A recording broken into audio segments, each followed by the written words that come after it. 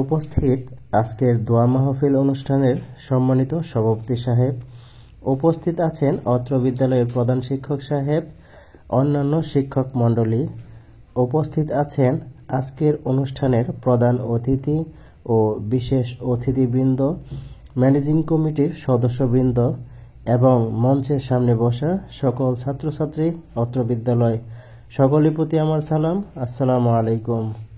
হে ছোট ভাই ও বোনেরা, তোমাদের উদ্দেশ্যে কিছু কথা বলে যাব। আশা করি তোমরা এগুলো পালন করবে।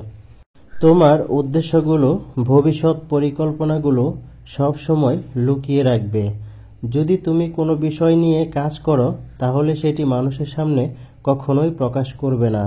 এই পৃথিবীতে বেশিরভাগ মানুষ খোলা বইয়ের মতো, নিজের মনের কথাগুলো বা মনের ভাবগুলো দ্রুত মানুষের সাথে শেয়ার করে দেয়। ধনুক থেকে বের হয়ে যাওয়া তীর, বন্দুক থেকে বের হয়ে যাওয়া গুলি এবং মুখ থেকে বের হয়ে যাওয়া কথা কখনোই ফিরিয়ে নেওয়া যায় না। প্রয়োজনের চেয়ে বেশি কথা বলা উচিত না। এজন্য চেষ্টা করবে কম কথা বলার জন্য। বেশি কথা বললে মিথ্যা চলে আসার সম্ভাবনা বেশি থাকে।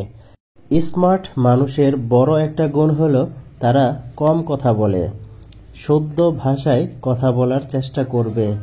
নিজেকে নিয়ে সবসময় কনফিডেন্স থাকবে।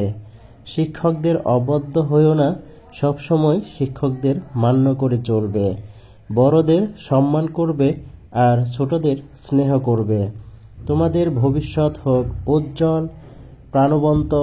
তোমাদের জন্য দোয়া করি। তোমরাও আমাদের জন্য দোয়া করো, যেন আমরা আমাদের কাঙ্ক্ষিত লক্ষ্যে পৌঁছাতে পারি, এই বিদ্যালয়ের মান আরও এক ধাপ এগিয়ে নিয়ে যেতে পারি।